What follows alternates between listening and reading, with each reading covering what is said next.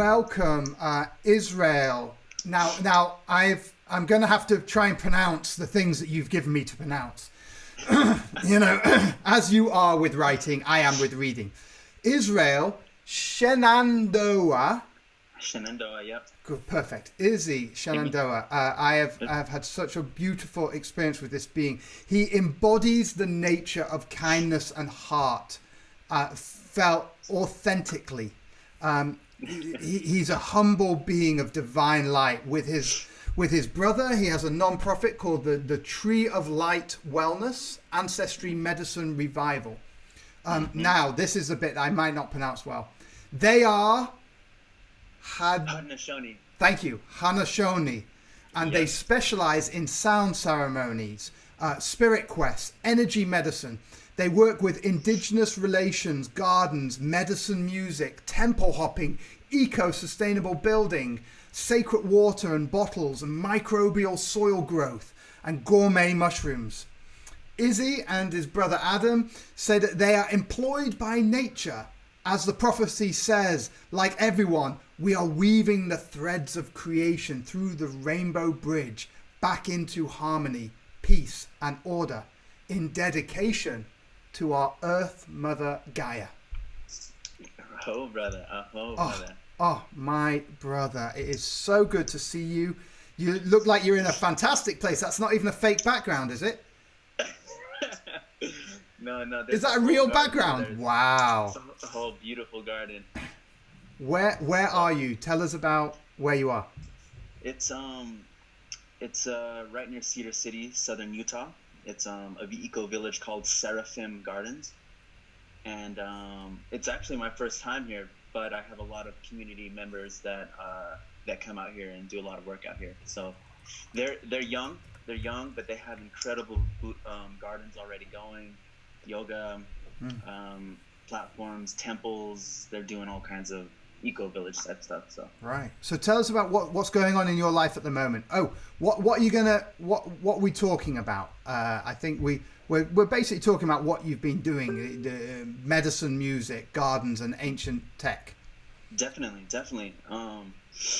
Well, I just want to honor you first, Mark, for taking this time out and organizing all of these light beings into an organized fashion like you have. And the wonderful words you said about me, I get to say the same about you, and really appreciate your work, because I know that's a lot of work, brother. And so, weaving the threads virtually, deep gratitude and honor for that. So, other than that, brother, we just got back from South America, Peru, Ecuador, Guatemala, and this particular travels, we took a spirit quest down to the Sacred Valley in Machu Picchu. Mm-hmm.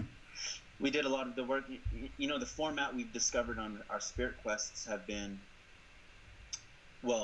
attract the like-hearted individuals, and then go to these sacred sites and the indigenous people of those lands to, one, build relationships, build trusts, and then see how we can offer our help and possibly in exchange offer something of our help. And the main idea is to go to these sacred sites, science knows them as vortexes, and to practice these ancient techniques, whether it's sound, prayer, dance. We've been doing a lot of medicine wheels planting. So everywhere we go to these sacred sites, we build medicine wheels, and we of course attune them. There's a lot of information on medicine wheel technology themselves, but all of these sacred sites, we like to build medicine wheels and then attune them to each other.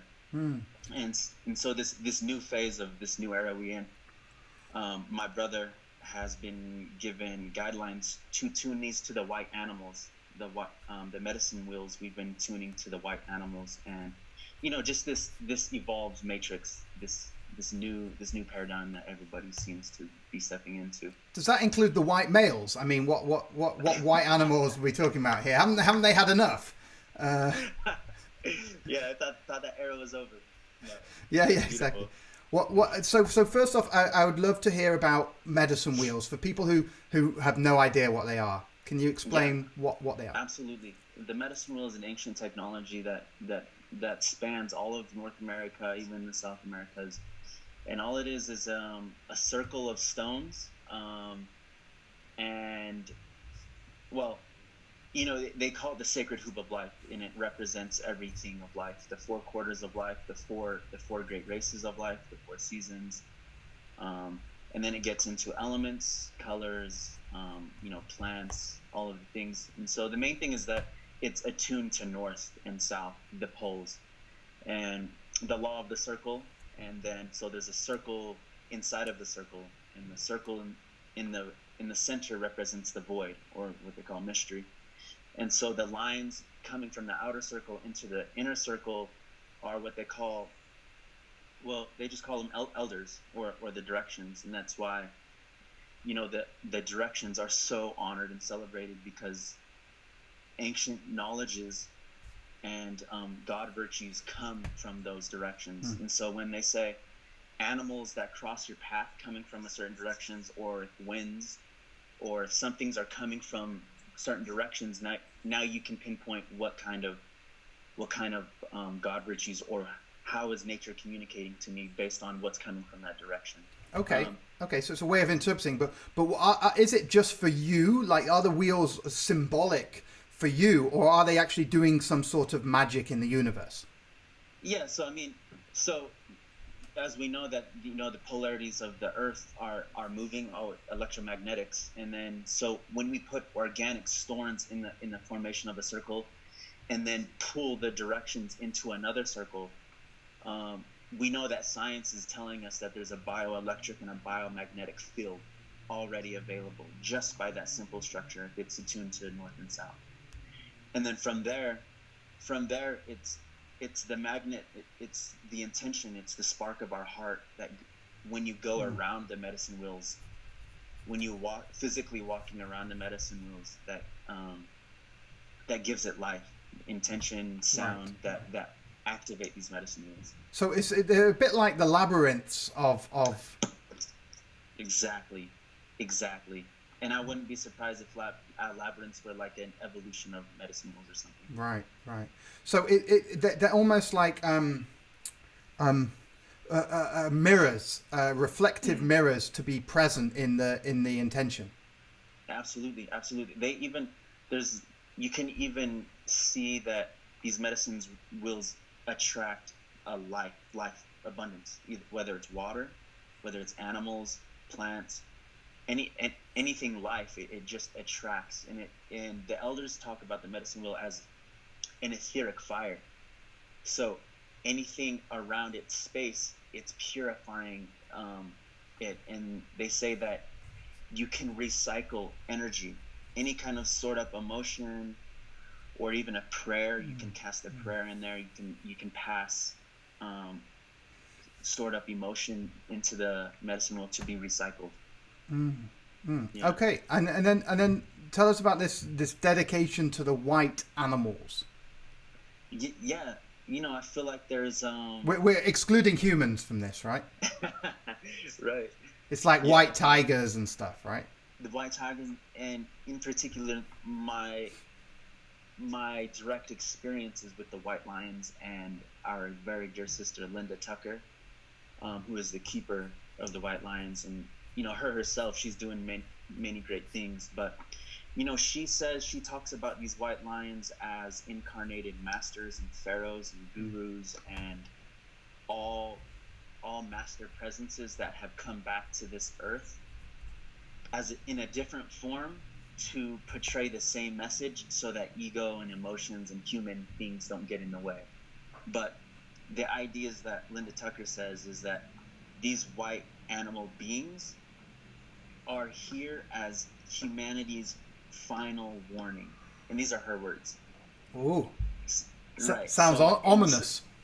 Yeah, right. Yeah. And so she calls it the final roar, or the last roar before humanity has a very big choice to make. Right. Whether we want to continue living the way we do, or take the higher guidance that's always been here, And if we're open to receiving these blueprints that have never gone anywhere, never went anywhere, it just seems like they're more evolved and simplified for people to use. And so the white animals also signify genetic mutations and advancements. And so, for instance, separations in all duality, for instance, genders, for instance, genders, they're here to wipe out the line between separation, they say. So they're the living form of white animals' genetic advancements, they say. So are these white animals a bit like albino animals? No, that's different. That's why I refer to the words genetic advancement, because there's something in their DNA that's allowing them to their fur to be the way they are. So you can tell the difference between an albino and a genetically advanced white lion by their eyes. Right. By their eyes. And so this is, I mean, what does the science world say about these white animals? Are they rare? Yeah, honestly, they still can't figure out. They just call, like I said, I just keep calling it a genetic advancement, a genetic mutation, because, for example, one of those mutations and the dissolving of barriers and separation is, for instance, a female lion giving the opportunity to grow a mane. So we know in the wild that only male lions have manes. Right. And for instance, these white lions are crossing those barriers. Really? Yes. So what female lions grow manes in the white animals, in the white lions? I'm gonna agree to that, and I have to hold this knowledge as very sacred, because my dear sister Linda wants to preserve that knowledge, to hold that attention, and keep it, because keep it between ourselves, yeah. Yeah, in the world, yeah. Yeah, but okay. So talk to me more about other work you're doing. So you like this dissolving the lines between the duality, the separation. Yes. So what else is going on in your work that you do in ceremony and with music? How does your work continue that? Mm-hmm. Well, just to give you a background of our sound ceremonies, it seems like sound has taken a big step in a lot of people. People are working with sacred sound a lot, and whether it's a breath's journey or a sound bath or a sound journey, all of these different things. So we put our own flavor as a sound ceremony. We incorporate the medicine wheels, we incorporate these white animals, and then different instruments. How we try to separate ourselves is just using the different songs and the ancient wisdom from our ancestors and applying it into these modern kind of experiences. But it's we get to practice pranayama, breath work, and then laying down, and then using our words as imagery, and then using the instruments as their own form of journey as well. So the idea is that you can enter into any state of plant medicine state or mushroom journey state just through an organized sound ceremony, whether it's breath work, the sound ceremony, some of these songs and these instruments. So you can access all of those states just by breath work and sound journey. Right. So like almost like MAPS is doing with recreating sort of psychedelic experiences, but inside meditation and sound ceremony, which is beautiful. This is the organization of humans. It's like it's been so recreationalized and misused and abused, and now we're just remembering that it's always been sacred and it's always been medicine, and let's use it the right way. Right. And so then tell us about some of the ceremonies that you're taking part in. Are you hosting these? Are you background music? I mean, how's it work? So it started all with the grandmother medicine ayahuasca, found me in South America several years going back, and then the work that she had me doing inside of these ceremonies led me to music. Well, what I refer to as sacred sound or cymatics, and then all Right. of that kind of gets organized into music. And so, I had kind of been musical throughout my life, but during ceremony, I got to see the geometries and how all of life is rhythms and patterns. Um, and so that's how the journey of sacred sound and music started through his ayahuasca. And then we just organized these sound ceremonies. Basically, the grandmother medicine ayahuasca, her first lesson to me is that you don't need me. Is like her first lesson was, you actually don't need this medicine to access me, which was beautiful and at the same time like, well, wonderful. So we've been able to recreate these experiences in sound ceremonies. So yeah, we do mushroom ceremonies, sacred mushroom ceremonies, and Aya journeys and several different medicine ceremonies, but right situation, right time, right land, right people. So listening to that, Right. and of course, implementing ceremony in all aspects of life. Right? It's even in the garden, even driving, but just bringing back the intention to all of life. That's what we're trying to do in some of our sound ceremonies, and it seems so effortlessly, just bringing people together, kind of like you're doing. That's the majority of the work, is getting people in the same space, within the same heart space, within the same intention and purpose. And then it's nature, creator takes the will from there. And but yeah, that's been some of the So what is it about ceremony that's like, because most of the world is in the religious camp, where they've sort of lost ceremony, or they've lost the heart of it. Like, I've even seen ancient texts being recited almost like a fucking shopping list. It's like, and there's this deity, this one, and it's like, oh my god, like how to not have sacred ceremony? Like, there wasn't, it was heartless. So what? And most of religion to me seems like that. The closest it gets is when they're singing together.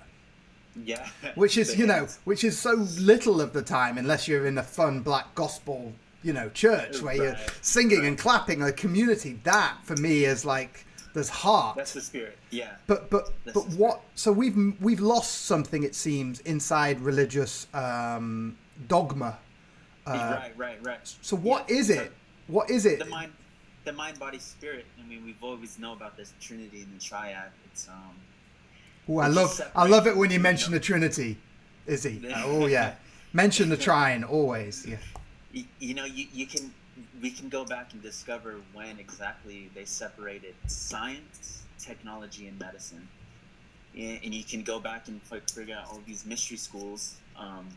These original knowledges always taught these disciplines, these virtues together, and it wasn't until religion that started to segregate them, started to separate them, and then from there you just see what happened in general. There's so much separation within classes and cultures and musics, and but yeah, the religion, and as you probably discovered too, is all religion started out with pure intentions. Even the LDS religion. I'm right here in Utah, in the epicenter of. So what's LDS? LDS.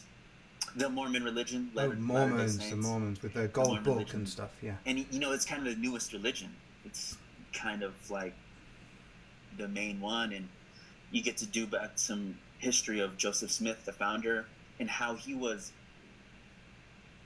receiving these visions. They talk about him, these stones in a hat, and how he would go into this hat and look at these stones and receive these God visions to start this religion. And then you can find about how his mother also read stones. So getting back into like the origins, that getting the Essenes, the Templars, the Rosicrucians, they all had divine knowledges. And then when people started to figure out they can profit. The word profit and profit. Right.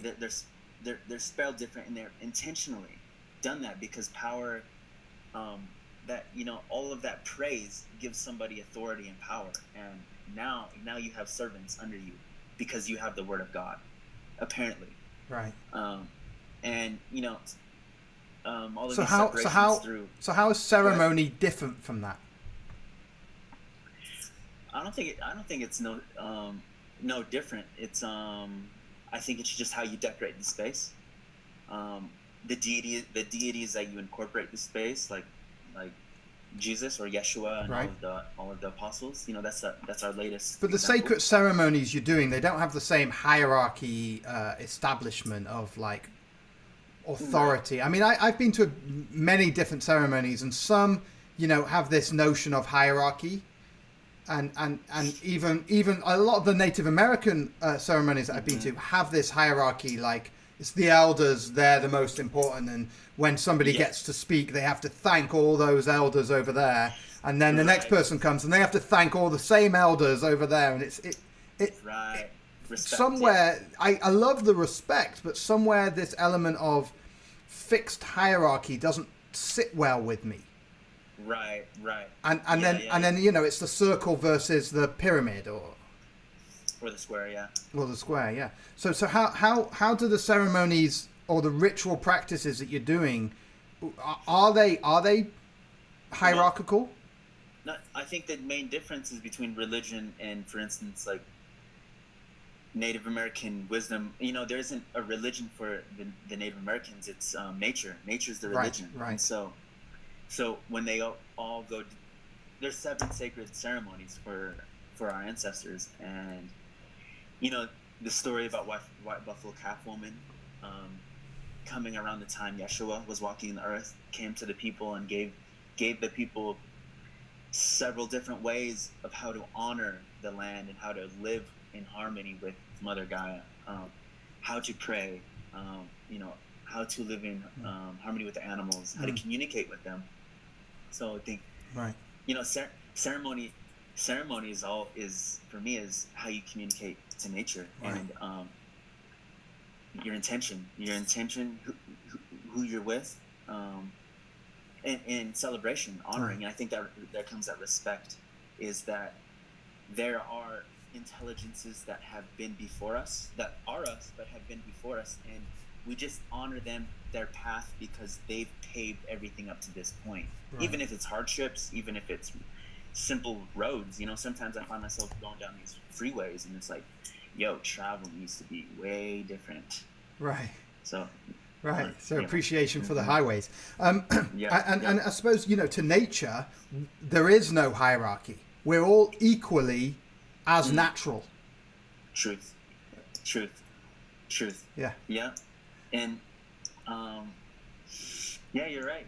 There's such a symbiosis in nature. You get, for me, and from my particular perspective, and this has been one of our projects, has been, we've kind of just labeled it organizations moving into living organisms. And so it's basically the Western world that we've come to, and remembering that those organizations are only reflections of how nature moves, and how nature organizes itself is how we get to move, even in just regular organizations, even in business. And so what we've been outlining is all of those people that have, and there's a term called walking both worlds. And so we've been outlining all of these organizations living the modern world, and also that are at the same time living the world of honoring nature. And so I have a blog experience, and I have a whole blog and a whole database lined out for all of these communities, whether ecological or preservations, even just specialty people in themselves. We've been able to outline them as communities doing this work, moving from organizations into living organisms. And so, what this garden's doing is just that, is because there's a place for all of the plants. There's a process of of tilling the soil and making it more fertile, which means that growing more certain plants come before different plants. And for instance, in a hierarchy, you can look at it as a hierarchy of who receives the most water, who needs the most water in nature. So that's the kind of only hierarchy you see, because you can have a garden in the shape of a pyramid and have water dripping down, but you would have to know the hierarchy of, for instance, the basils on the bottom, the mints on the bottom, because they need the most water. For instance, the desert ones like sages, mesquites on the top, they need less water. Right. So they're more versatile in nature. I love that. So and you're building a catalog of eco villages and eco organizations? Yes, and you and I have actually talked about this before, the database, because there's I've talked to so many people that are doing the same thing, and I've just got my own little system going on, but I'm ready to plug in with you or whoever else. The mycelial web is quite a good org at the moment. That's bringing things together. We're still waiting for the best software to be able to plug in all this data that's not owned by anyone. That's dispersed. So anyway, we'll talk about that later. Yeah. So cool. With regards to, let's move on to then the eco villages and this sort of respectful honouring of everything's got a place in nature, and it's almost like reviving nature inside our living, because it seems like we've disregarded the natural processes. Yes, it's it's just the industry, commercialism has depleted all of our soils. And that's really all it's like, fracking and all the oil, it's kind of like a succubus. Humans, we got this whole thing viral going on, and a lot of people are realizing the virus are humans, not necessarily us, but it's the people that are trying to profit.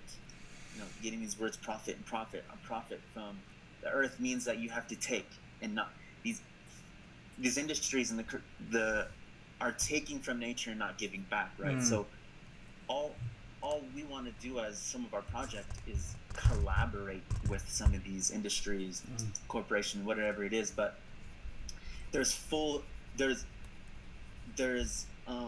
circle systems, right? The commercial industry, the industries that are open-ended, monocropping, has to take and give so much energy based off of what it gives. So the output and input is way out of balance. And obviously we know of natural cycles that can get put back into the earth while taking. Right. And that's part of the wisdom of the elders say. It's, energy starts by giving. The initial energy transaction starts by giving first and then taking. Right. That's interesting. Giving first. How can we apply that? How do we apply that into our world? For me, a simple way of picking up a rock or a piece of wood out in nature is taking a piece of your hair, or even just an eyebrow. What do you mean a piece of my hair, Izzy? Huh? Or just a piece of your mustache and your eyebrows. I've got hair here. I've got chest hair, so I can do that. Right? Yeah. Anything that's on your piece of tobacco is the original way to give an offering. But the idea is that when you give an offering, first the universe recognizes that, and then it's okay to take. But myself included and anybody else has to remember that, to give first before taking, because I've only learned to take first and then give. Right, as we all have. So how does this relate to, like, the eco villages you're living in? How does this relate to personal interactions with people? Well, because a lot of these gardens have music already going on with them, with all the birds, all the rodents. Especially this one already has a sound temple, so it's the acoustics already amplified pretty hard, and you just incorporating celebration, work and celebration. There's this big imbalance of so much work people have to do, and forgetting to take time to caretake for themselves and celebrate with each other. And so what's something really special happening in a community I'm involved in Salt Lake City is the permaculture project called Krishna Farms. Very deeply involved there. That feeds a radius of the neighborhoods, has the whole program. But what's different about this community that I haven't seen anywhere else is they have the ecstatic dance project right outside the permaculture project. So what I'm seeing is a lot of people are going to volunteer a lot of their time, learn about the soils, learn about heirloom seeds and, you know, greenhouses, how to do this. But all of that work, people want to know what all that work's for. So I'm seeing this incredible transition into the dance floor of, whoa, people are dancing for way different intentions. Not just for the land, but our relationship, how we communicate with each other, how we work together is way different. Working for the land and then celebrating with music and dance. So that's a beautiful thing going on in Salt Lake City that I've tracked ecstatic dances all over the West Coast, even global a little bit now. And Salt Lake City has that going. But then it comes back down to what you keep saying, which is about the intention we set, and the intention about giving first. Right, absolutely. Because a lot of people are in fear of that there's not enough, that there's not going to be enough, that they need to get out and take it because there's like not enough. Right. It's like toilet paper, the first thing to go while all this is going. It's such a reflection of the mundane like mindset of humans. It's like, you know, there's other original ways than toilet paper. So yeah, just as a reflection. But yeah, we're moving around beautifully. You know, there's so many of these communities, especially on the West Coast, all over the world, that you know of, that we've all traveled to and been to. But you know, it seems my particular role in all these, in me and my brother, is weaving them together. Obviously, going to volunteer our time and energy of how we can do work there and how we can exchange energies, but also weaving them because people want to know what each other are doing and how we can evolve each other, because there's things happening on other communities that aren't happening, they catch, but the main thing is listening to the environment, like what resources we have and what this land wants, right? And so it's like I've been meeting a lot of community members. It's like, we want to do this. And it's like, great, it's lovely, it's wonderful, but is that what the land wants? Is that what the land has resources to provide? And then, you know, a lot of times it's, you know, there's land spirits. We talk about land spirits and having to ask. Well, there's this whole thing of asking permission. And then again, you know, getting into some of the indigenous languages, there isn't a word for ask. You know, some of these... There's not a word for asking. Right, yeah. You know, so the idea is that, you know, the elders say there's not a word for asking. There's only giving gratitude for what already is and what it already is coming. Right. So as soon as you give gratitude for what you want, it's already on the way, instead of having to ask for something, since we're the creators. Right. And in fact, someone wrote on Facebook, Nini, she wrote this notion that we already are the carriers of the medicine and the ceremony. So it seems like that it's agreeing with what you're saying in the sense of that we already have what we are grateful for. Truth. And like a wake in the sea, and like a wakeboard, like that boat leaves that wake for a while. It's like that. Us walking through space, we know that space is filled with all kinds of activity, and so when we walk through space, just walking, we leave a wake. Right. And even getting to mycelium, we know that mycelium is so intelligent, and it attaches on to literally anything it can. So spores will attach to our fibers in us, and when we're walking, we are releasing fibers, we are releasing energies, we are leaving a wake of energy. And so, you know, we have that choice of how that wake gets rippled out. And so we're leaving this wake. So how to leave a more sacred wake? And Yeah, more intentional, conscious. back again to the intention. What are we doing with intention? Like, Right. should the intention be protect the trees? Chain yourself to the redwood that's going to be cut down. I mean, Right. and how does that relate to the intention inside? Like the starting within, as opposed to Yeah. the without. That's that's the whole thing is, when we wake up, is like, what are our first thoughts, and how do we start that day? For instance, for me, as I go through a little bit of breath, a little bit of meditation, and then, these certain words, these invocations, or these decrees, these I've been able, like a lot of us, there's these words that the ascended ones, or I'm getting into that word hierarchy. I feel like there is some sort of order in life, some sort of natural law and order, and for the humans to be doing the groundwork on the physical plane, there must be some orchestration guiding this experience from the higher realms. And so I've been able to discover some of that language that those beings use. And so some of the words that they use is a covenant, Right. a pledge, a decree, invocation, or evocation. Ooh, evocation. What's that? Evocate, yeah. And then even into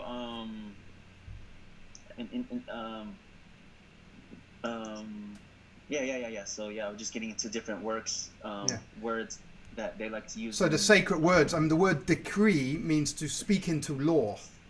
Right. Yes, exactly. In the difference between laws, rules, and commands, right? And this is getting into just blueprints, guidelines of how we can live in harmony with life. Where do people access this information? Like, how's the best way for somebody to go and say, okay, what is it the land wants? What is it is most in line with nature?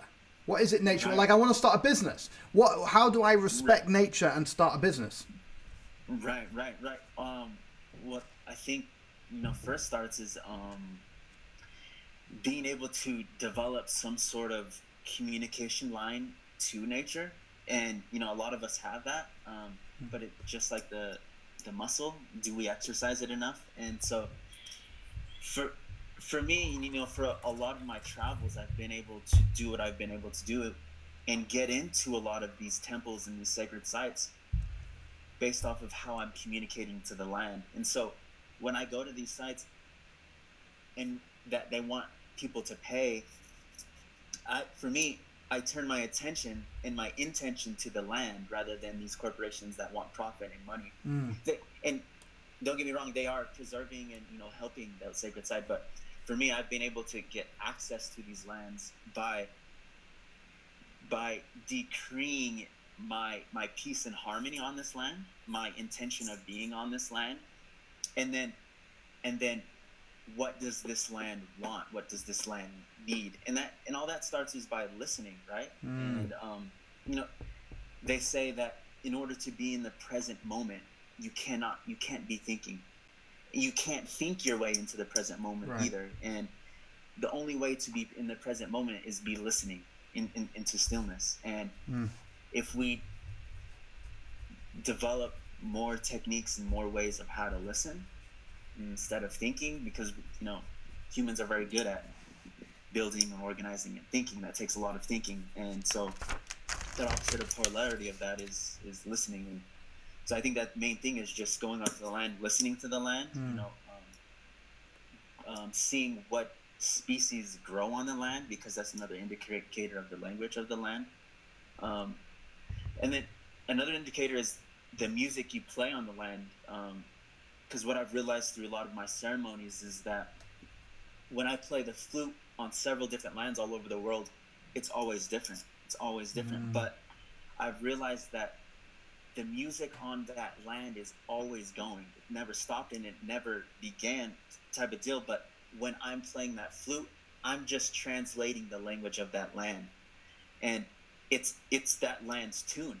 It's coming out of this land. And in a lot of us get to experience that through music with each other and communicating with that land, because a lot of times you'll be able to identify that it's the land that's playing the music through us. Right. And it gets into geometries even too. So each land has its own energy signature. For instance, we have all our heightened senses opened. We only know of 5, but for sure we know of two metaphysical senses. But even the Maya talk about 40 different senses. And so when we open ourselves to all of these senses, that we start to recognize different energy signatures, which translates into different patterns of geometries that reside on this land. And that's how that land communicates with itself, is off of different geometries of that land. For instance, the land signature in New Zealand is gonna resemble the art of the indigenous people of that land. That's the energy signature, which also translates into the drum beat or the drum rhythm of that land. Where you go to Africa or this land, the art is portrayed different, which reflects the energy signature of the land. The drum rhythm, the slight differences is always reflected in the art, the land, and the people. And you can identify each land signatures as that. Yeah. And so when you want to tune into a land, do you go to the land and take a drum and kind of definitely listen first? Yep. How, like I said, we were talking about earlier. An offering to the land. It doesn't matter where you're at, or if you're by a tree or anything. It's just the offering to the land is the initial conversation. It's kind of like the spark of movement. Right. And once that gets initiated, you can then start to listen. Just listen more. Start with your drum. Start with your voice, whatever it is. And then just walking the land with intention too, with each step, and looking where the ravines go in, where the water settles too. That's a big indicator of land, is how water moves on the land. Yeah. Is there ravines, or is it puddling up people? Or where's the trees? Yeah. So just land literacy, we call it. Land literacy, I like that. And again, it's not really like the ceremony and the presence and the intention of the offering. It's not really for the land per se, but for you. Right. Right. Exactly. Yeah, that's right. It's the initial sparks inside. Because I think all of us have come through several experiences that this experience outside of us is just the reflection of inside of us, and so right. And this pandemic we're experiencing right now is such another beautiful reminder of how important it is to be in rest, to be silent, to stay in the stillness, to be comfortable in that stillness.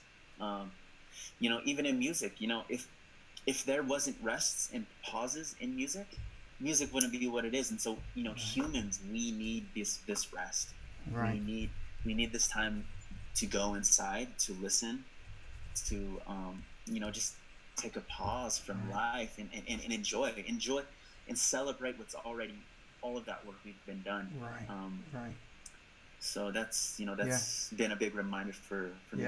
And in fact, in nature, there's a famous biological experiment. I've forgotten what it is, but it shows that cells mitosis more if you pulse the light to them rather than just shine the light directly on them.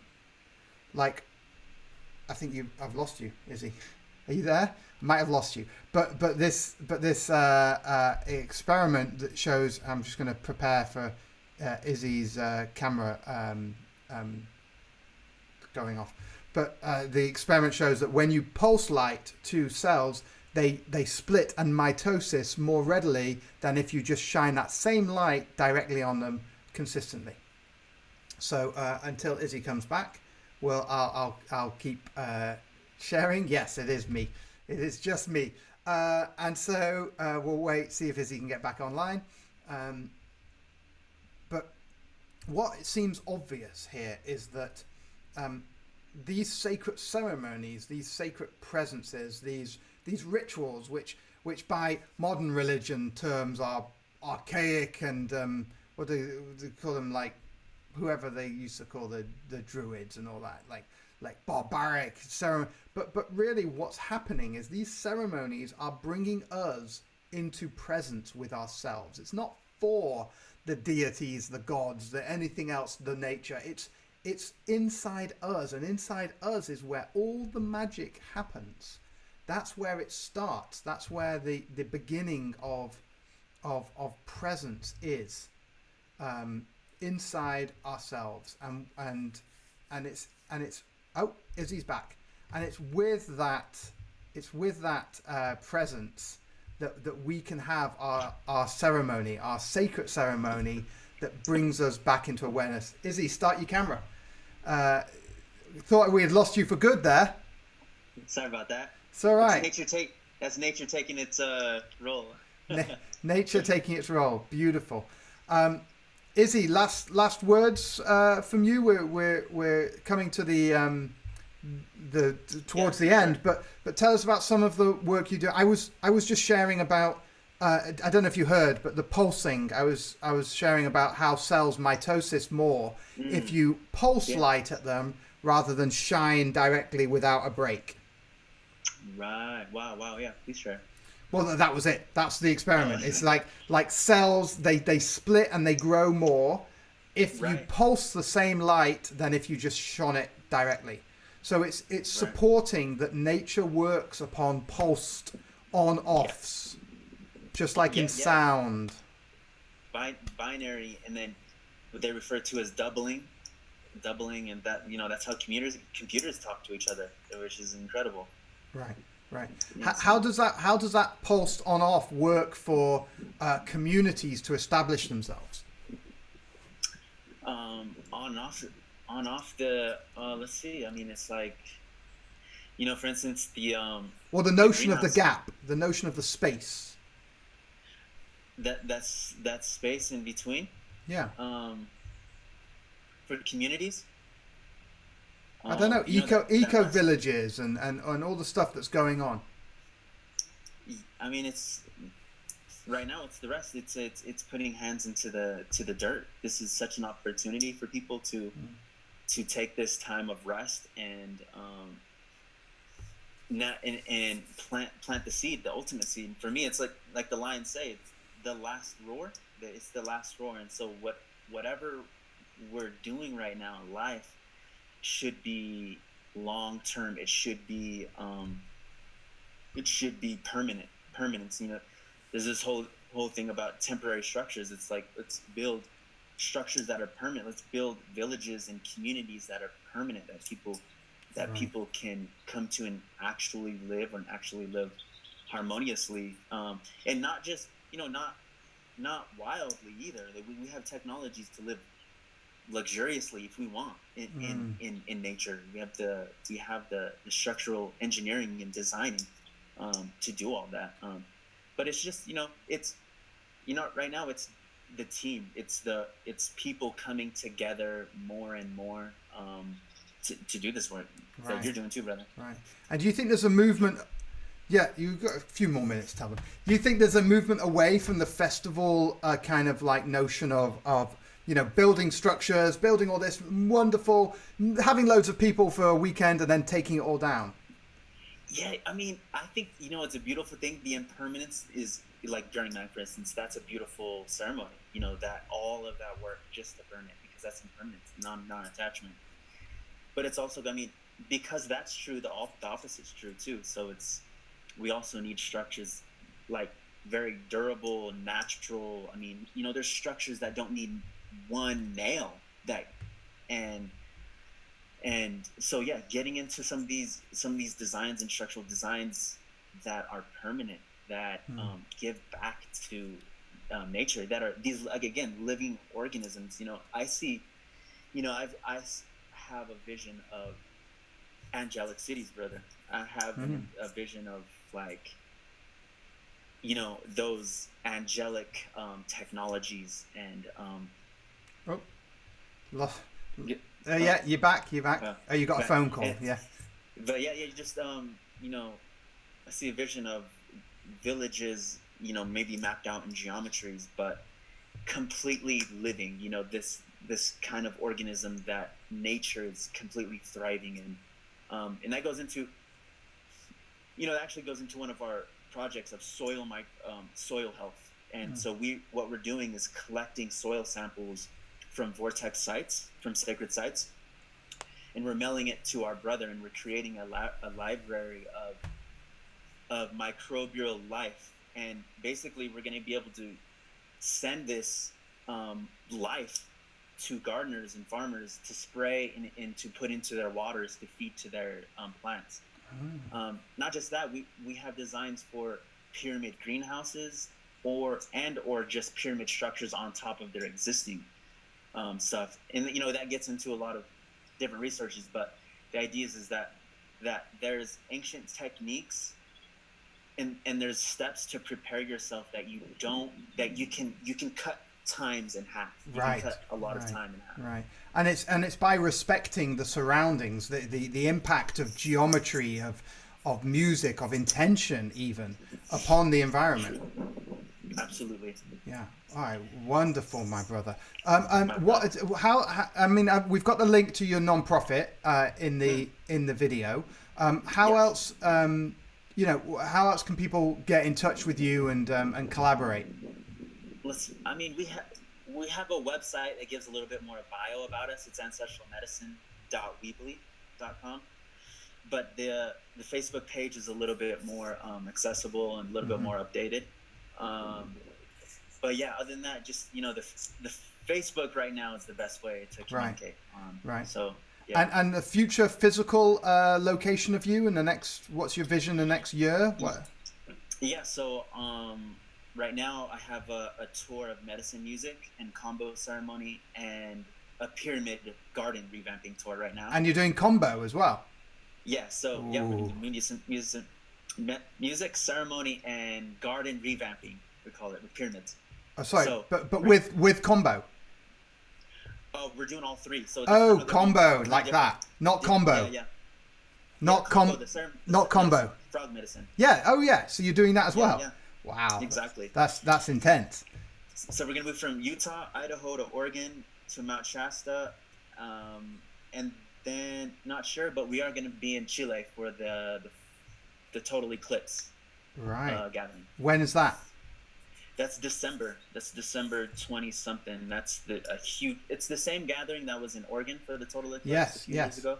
It's going to be down in Chile. Well, it's in Argentina, on the border of Argentina and Chile. Right. Huge one.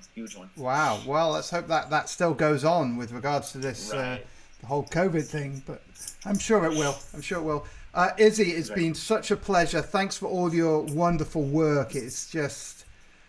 To know you is to love you. I think I stole that from the Bible. But it's been such a pleasure to see you land in with your beautiful presence and bringing that sacred, the sacred wisdom from nature and bringing it back and sharing it back with the world. Thank you, brother. As a reflection, and I've got to see some of the people you've been interviewing too, man, and every one of them are such a reflection of you, and incredible. The words that Brother True was sharing the other day. Oh, True is amazing. Powerful. And each one of them are so tapped in, and it's like I'm really grateful for the work that you're weaving in together, man. And I'll only continue to support you and share your stuff, brother. Thanks, my brother. It's such an honor. It's such an honor, as I keep telling people. It's a pleasure, and I learned so much. And it's stuff, ironically, that I already knew, but I didn't know. I didn't remember. I knew it. It's like right. We're all remembering. Oh, thank you so much, my brother. Izzi, it's been such a pleasure. Thank you so much, brother. We'll talk soon. Okay. Again, the messages are always the same, just from different angles, different perspectives. I don't know who it was that said, you don't know something unless you've got at least 7 perspectives on it. But we're having 100 perspectives on the same thing, which is it all starts within you. It's the intention within you that sets the notion of the universe unfolding. And if you want to change the universe, go inside, listen first. First, accept what it is. Feel it. Accept it, I accept. Feel it. Express it. Be curious with it. And then if it needs it, forgive it. Let it go. Our attachments to the identity of who we think we are is the thing that locks us in the prison, that keeps us where we think we should be, or where we, even sometimes where we don't want to be. You know, we can ask ourselves, what is the reason why we don't have our divine partner, or our dream job, or our beautiful community, or our house, or whatever. And oftentimes it can be because we have established an identity and an attachment to the identity of who we are, and thus who we're not being. So the best way, it seems, is to surrender one's attachment and to be present with the intent inside. Forget the outside world. It's a reflection of what's happening inside. It's a fractal. So first, stay still inside. And what does Izzi say? It's about giving first. Give first. And who do we give to? Give to yourself first. Ha! Put your own mask on before you put kids' masks on. It's very simple. It's very simple. All right. Much love. Please share, like. As always, I have a book, Book Evolve. Check it out, bookevolve.com. It's good. You can get it. You can probably get it from Amazon, a lot cheaper. Anyway, thank you so much. Much pleasure. Enjoy your weekend. Enjoy your discovery inside the self. The self is it. It's got all the information it needs. You have got everything you need. You are perfect. Congratulations. You've won. You're perfect. Wonderful.